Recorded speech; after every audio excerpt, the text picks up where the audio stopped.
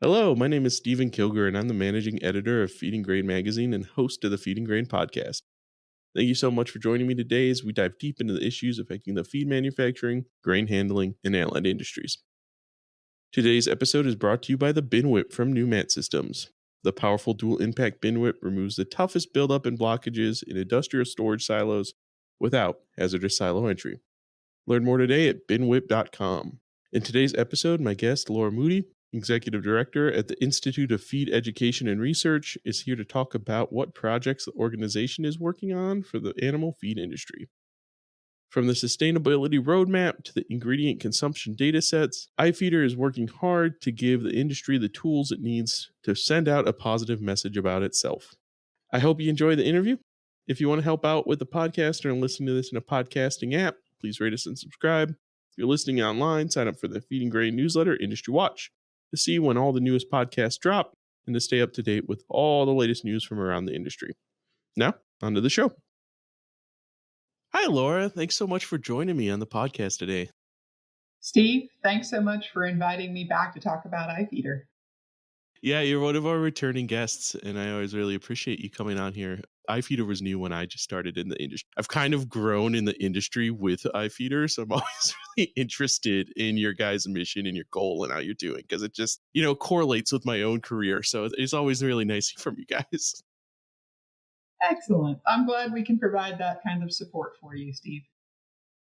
But for anyone who might not know iFeeder, what you guys do, can you talk a little bit about your mission and your support for the American feed industry?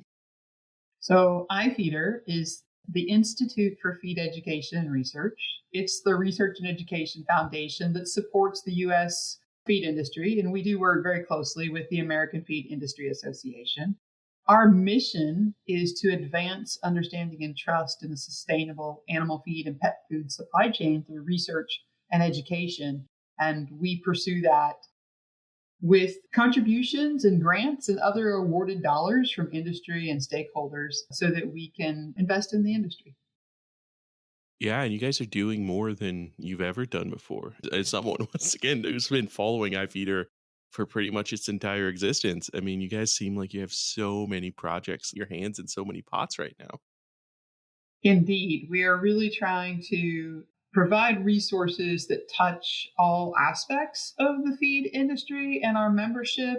And so that means working across a broader landscape that's not only our feed industry members, but a lot of the stakeholders, which in most cases are either on the upstream kind of supply side of us, or they're on the downstream customer side of us. And by that, I mean mostly our animal ag customers. And so that just broadens the landscape where we engage, and it broadens the number of stakeholders we communicate and work with. And it's lended itself well to increasing the number of opportunities that we have available to us. Yeah, exactly. More and more today, the feed industry is not a monolith. So we work together.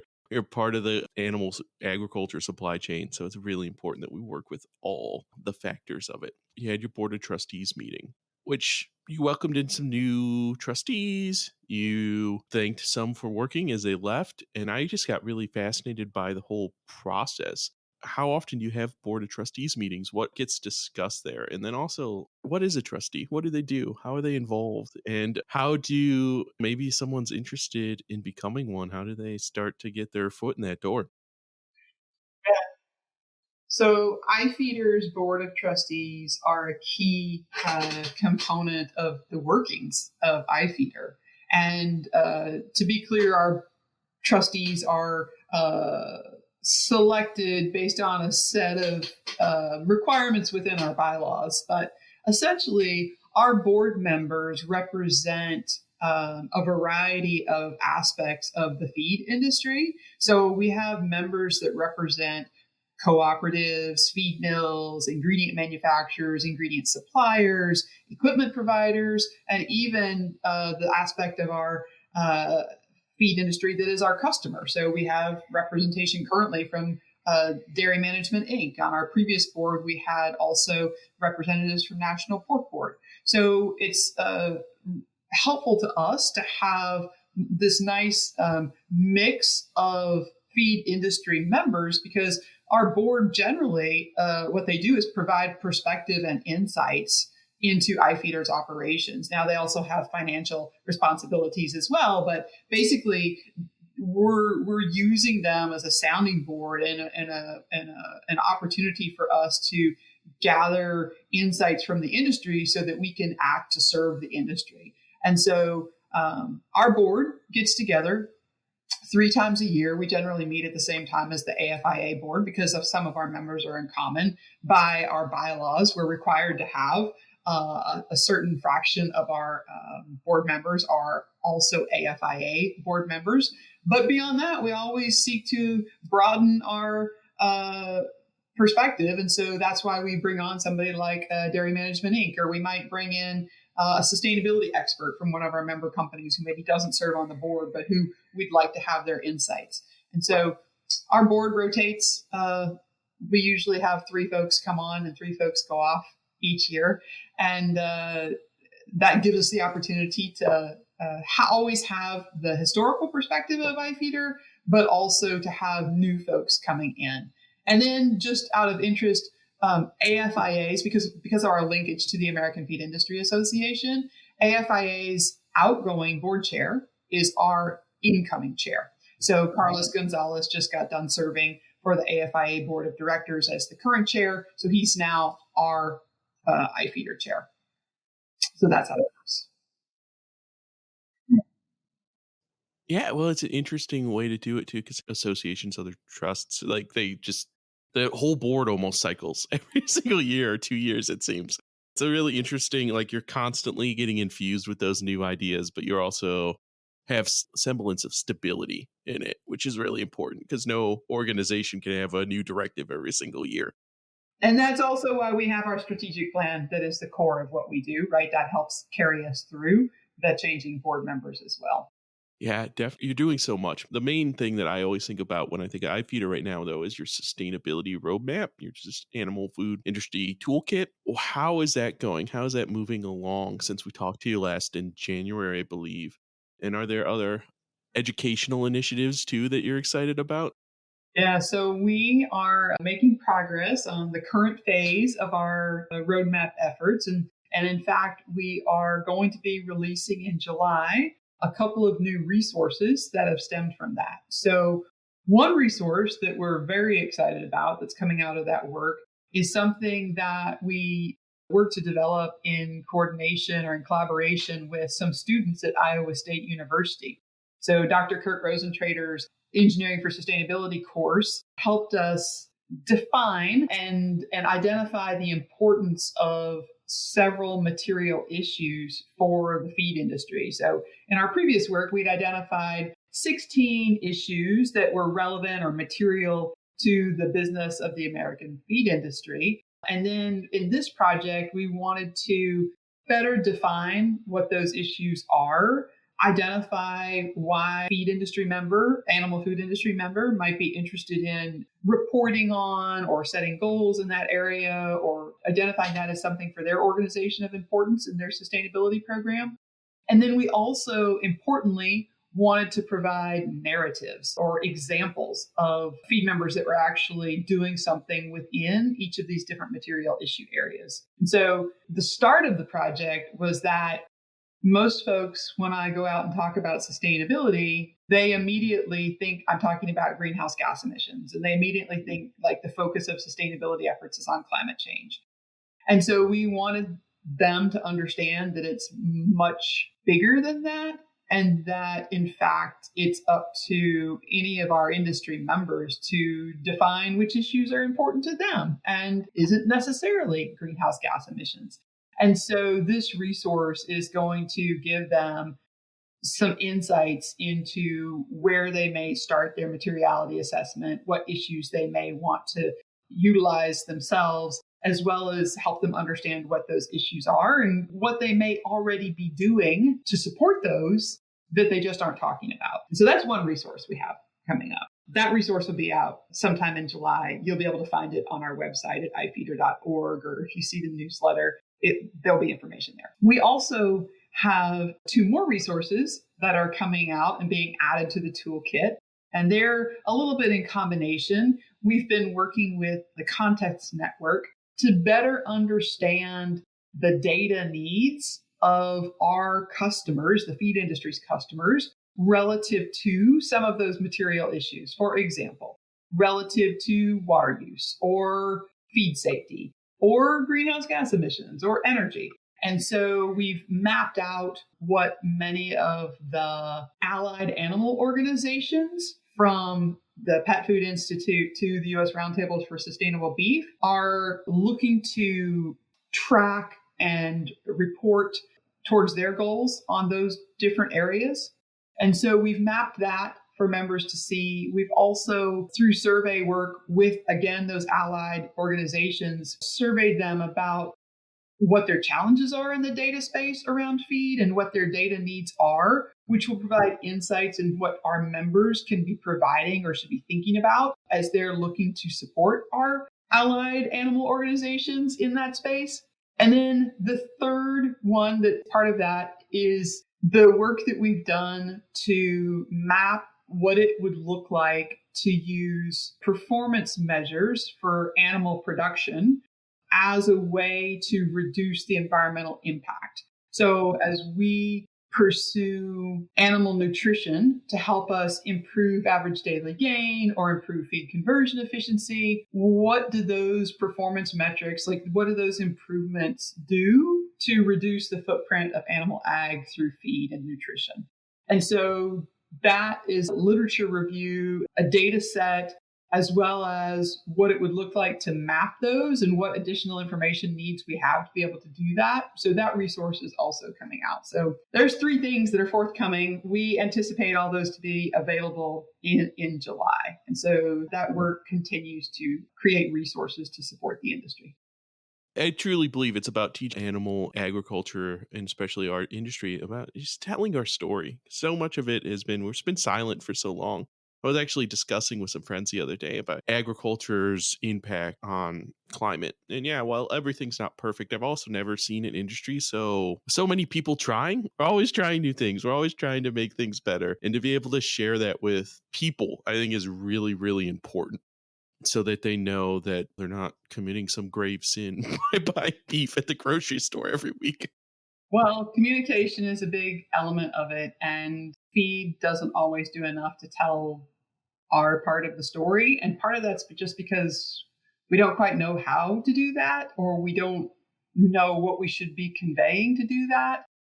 Or maybe we just aren't supporting our customers, our animal ag folks enough in that space, and there's more we can do there.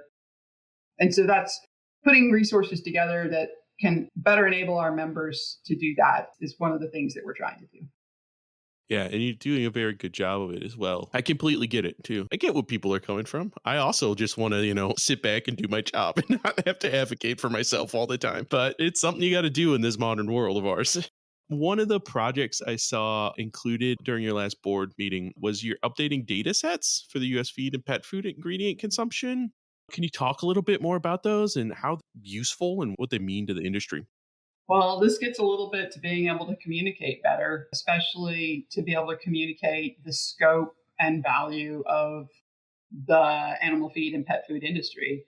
In prior to my coming to iFeeder in 2018, 2019, iFeeder partnered with the Pet Food Institute and the North American Renders Association to develop the first pet food report that was a comprehensive kind of analysis of all of the different ingredients that go into pet food and what the not only what the scope of those ingredients are and quantifying how much of them are used and where they're used from a geographic standpoint, but also where they're coming from and the value of those ingredients throughout the supply chain. So the value that they bring to our rural and urban communities. So really just a data set that allows us to understand the extensive scope of ingredients in the pet food space and the value that they bring, that the industry brings, right, in supporting the population's pets, dogs and cats primarily. And,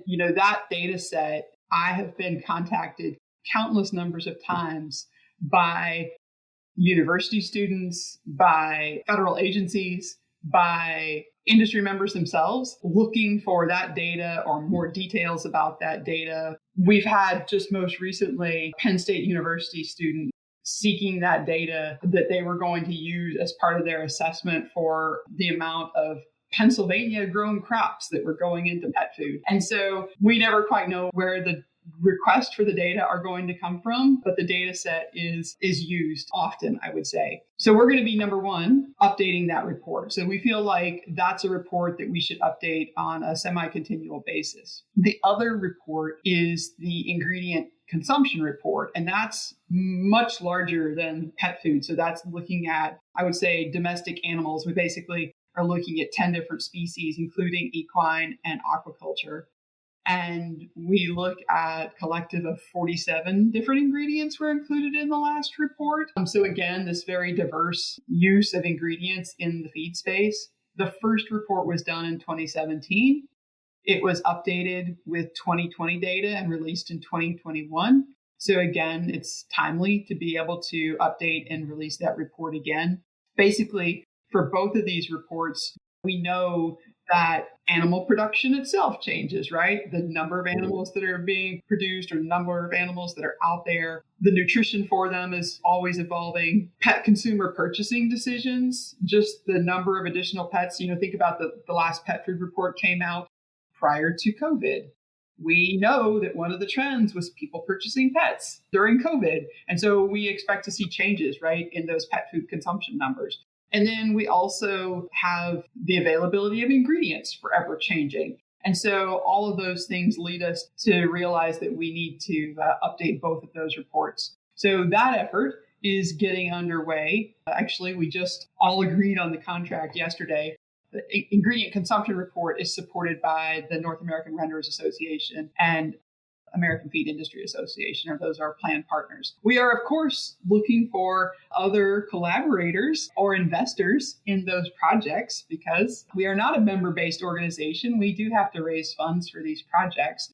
And so we are in the process of fundraising for both of those. And so if there are folks that are interested in the outcomes of those reports or would like to be part of the advisory committee or get a sneak peek into the data before it's available, we have an investor group that we will do that with. And so it would be great if folks were interested in supporting us on those efforts. It's our industry. People need to get involved to communicate. Wow, before COVID, right? A completely different world. Yeah, especially in the pet space. And so this time, one of the things that our board back in May agreed to support these projects. And you're like, well, why isn't this project underway yet? And so fascinatingly, we were looking for the pet food project. We actually buy data from Nielsen's so that we understand the point of sale data. We can't obviously do that for the broader animal ingredient report because there's not Nielsen's data for what comes from a feed mill. But for pets, we can buy actual data of purchasing decisions. And so previously we've just used point of sale or brick and mortar store data. But now this year we had to look at also obtaining some online data. I myself buy my cat food online. And so many other folks are doing that now as well. And so we felt like we needed to relook at how we were going to be pulling the data. So anyways, those are things that are changing that we need to be aware of. And it's just, again, another reason why we need to update the reports. Yeah, I just kind of assume my delivery person hates me at this point when I get cat litter delivered and cat food delivered. Well, we've been speaking about it this whole time, but really the message I'm seeing is like communication, right? It's so important. I've noticed that iFeeder has really upped its own communication game. Can you tell us a little bit more about your blog and your newsletter that's coming out once a month? It's always been really amazing. I love your little updates there at the top. We are continuing to put our newsletter out on a monthly basis. We're in the process of updating that, so it's going to have a fresh look the next time you see it. Hopefully a little easier to find and see some content. We recently added the blog. So when we updated our website, when we refreshed our web page, one of the elements we wanted to add was a blog, just so we could have another way of providing more content, right? Content is king these days as we're thinking about how we're using it on social media. So things like this podcast that I'm doing with you or the blog or the newsletter, all of those things give us content that we can use on our LinkedIn page, which is a growing source for us. But really, the push behind iFeeder's communication strategy is getting our name, getting our brand out there. So we have, when we surveyed industry members 2 years ago, I guess now, what we realized is there were many industry members that really didn't know the difference between AFIA and iFeeder. And that's a challenge for us, especially from a fundraising standpoint. And we also realized that folks that knew iFeeder couldn't necessarily say what our mission was, except for that it was for education and research. And so we have been working diligently to get iFeeder's brand out there and get some name recognition, as well as being able to better communicate all of the good work that we are doing. And so we work really closely with the AFIA's communications team. And I think the work that we've done in the last 3 years is really starting to show. You're noticing it, other folks are noticing it. And it's a really valuable piece of the work that iFeeder does. And it's really important because why do all this great work for the industry if nobody knows about it? Yeah, exactly. And we will have links to, the newsletter page and the iFeeder website. But for anyone who's only listening, do you want to tell people where they can find out more information about iFeeder? Yes, super easy. You can go to ifeeder.org. You can, on that site, sign up for the newsletter if you would like to receive it on a monthly basis. You can check out the blog. You can learn about the variety of research and education projects we have underway. That links to all the resources that we develop are available there. So I would encourage folks to go visit ifeeder.org.